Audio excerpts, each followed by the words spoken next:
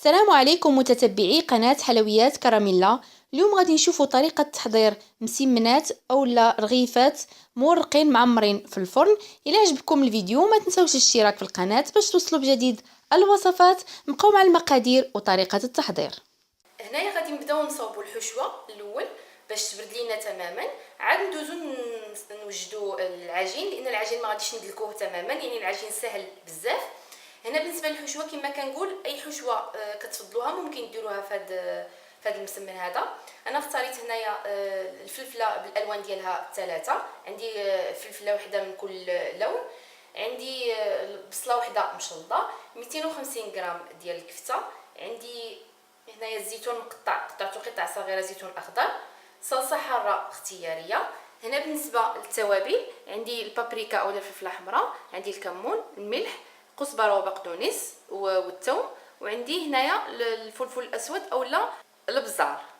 وهنايا عندي الزيت اللي غادي نشحر فيها هاد الخضر هادي. نبداو على هنايا خديت مقلاه درت فيها الزيت وهذيك البصله وغادي نخليها حتى تنزل مزيان. هاد البصله هادي طيب شي شويه، عاد غادي نديرو التوابل والفلفله. هنايا كما كتشوفوا الفلفله يعني قربات طيب، يعني قربات تنشف.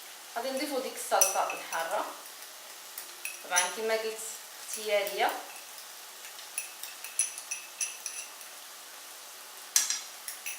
وغادي نضيف هاد اللحم المفروم او الكفته،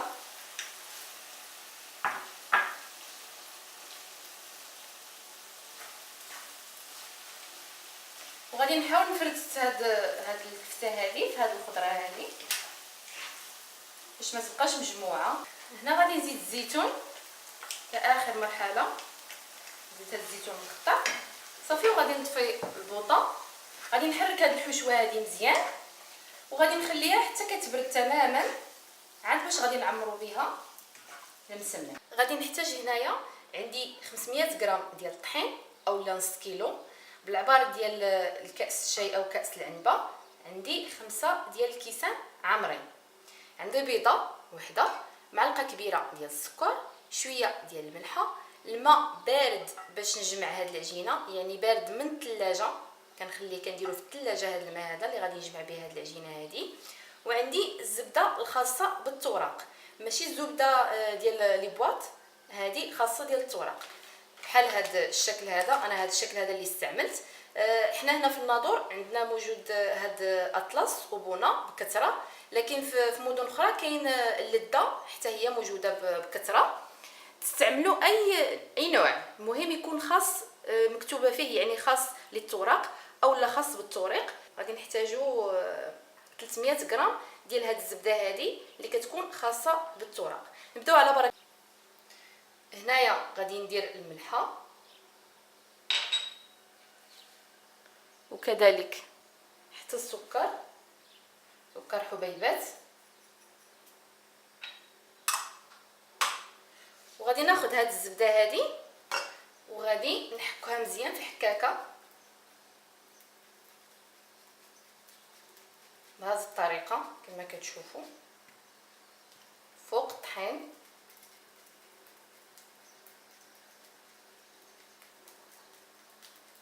هنايا بعد ما حكينا ديك الزبده كلها غادي نبقاو نديرو بهذه الطريقه هذه، غادي ندخلو داك الطحين في هذه الزبده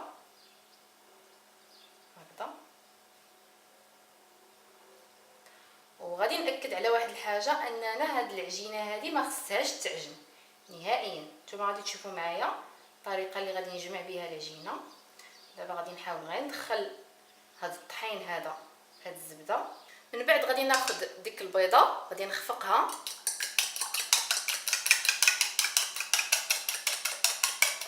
وغادي نضيف الماء اللي قلت بارد من الثلاجه، غادي نضيفو لهاد البيضه هذه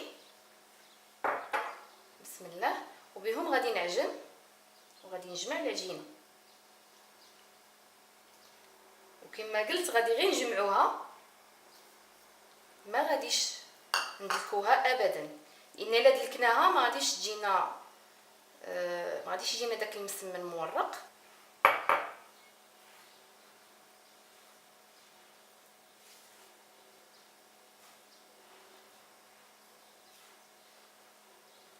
كما كتشوفوا راني غير كنجمع، ما كندلكش. غنبقى نجمع بهذه الطريقه هذه، كنعاود ناكد نجمعو فقط ما نعجنوش.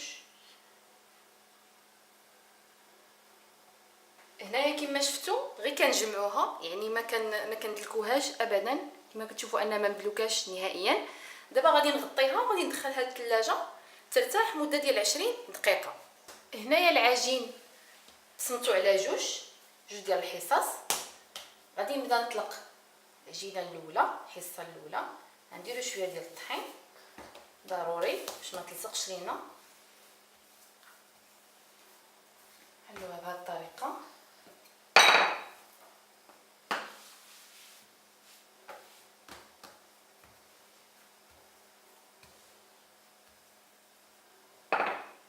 هنايا بعد ما كنطلق العجينه كنجيب صفيحه ديال الفرن، فرشتها هنا بورق السوفريزي احتياطا فقط، لان هنا العجينه فيها كميه كبيره ديال الزبده راها ما كتلصقش، لكن احتياطا فقط درت بابي سوفريزي. غادي ناخذ العجينه وغادي نوضعها هاد الصفيحه ديال الفرن. غادي نضغط على هاد الجوانب هادو باش يتحيدوا. هنا كنجيب ديك الحشوه راها بردات، كنديرها هنايا فوق هاد العجينه هادي، كنوزعها هنا. بعد ما وزعت الحشوه بهذه الطريقه غادي عندي هنايا جبن ليدار او جبن احمر، اي جبن كتفضلوه ممكن ديروه، وممكن تستغناو على الجبن تماما، ماشي حاجه ضروريه. دائما في هذه المساله ديال الحشوه كتبقى اذواق. من بعد غادي نخلي هاد الصينيه هذه على جنب، وغادي ناخذ الكريه الثانيه وغادي نطلقها بنفس الطريقه ديال الكريه الاولى. هنايا طلقت العجينه بنفس الطريقه ديال المره الاولى. غادي ناخذ داك الطبسيل اللي درت فيه الحشوه. اول حاجه غادي ندير شويه ديال الطحين هنايا، غنجمع هاد العجينه هادي هكذا. غادي نجيب وغادي نحطو بهاد الطريقه. غادي نطلق العجينه من الفوق هكذا، وهنايا كنحاول نضغط على هاد الجوانب هادو باش كتثبت ليا العجينه. حتى هادو كنجمعوهم بهذه الطريقه، هاد الزوائد هادو كنديروهم في بلاصتي كيرتاحوا وكنعاودو نخدموا بهم. هنايا كناخذ موس، غادي نقطع هاد سميتو على 3 ديال الحصص. غادي نقطعو فقط العجينه الفوق، يعني ما غاديش نقطعو حتى لتحت، وهنا كذلك، وحتى في الجهه من الجهه الاخرى باش نتحصلوا على رغيفات صغار. من الاحسن نقطعوها دابا ماشي حتى طيب، كيسهل علينا دابا نقطعوها. نقطعها مربعات باش تكون سهله. هنا عندي بيضه اولا اصفر بيضه مع شويه ديال الحليب قليل فقط، غادي ندهن من الفوق. دابا غادي ندخلوها للفران طيب حتى طيب وتحمر ونشوفوها في طبق التقديم. الشكل النهائي ديال الرغايف ديالنا بعد ما كيطيبوا كيجيونا على هذا الشكل هذا كما كتشوفوا، كيطيبوا مزيان من هنا ومن الفوق كذلك. الا سمعتوا معايا كيفاش كتجي لاباط، كتجي مقرمشه من الفوق وحتى من التحت، كتجي رائعه. انا غادي نفتح لكم تشوفوا الشكل ديالها كيفاش كيجي من الداخل. كيجي بحال عندنا لاباط فيتي، لكنها هي غير باط عاديه، لكن كيجيونا كما كتشوفوا كيجيونا مورقين من الداخل، وكلهم نفس الشيء كما كتلاحظوا معايا. ودائما ما تنساوش الاشتراك في القناه باش توصلوا بجديد الوصفات. نتلاقاو في وصفه اخرى ان شاء الله، والسلام عليكم.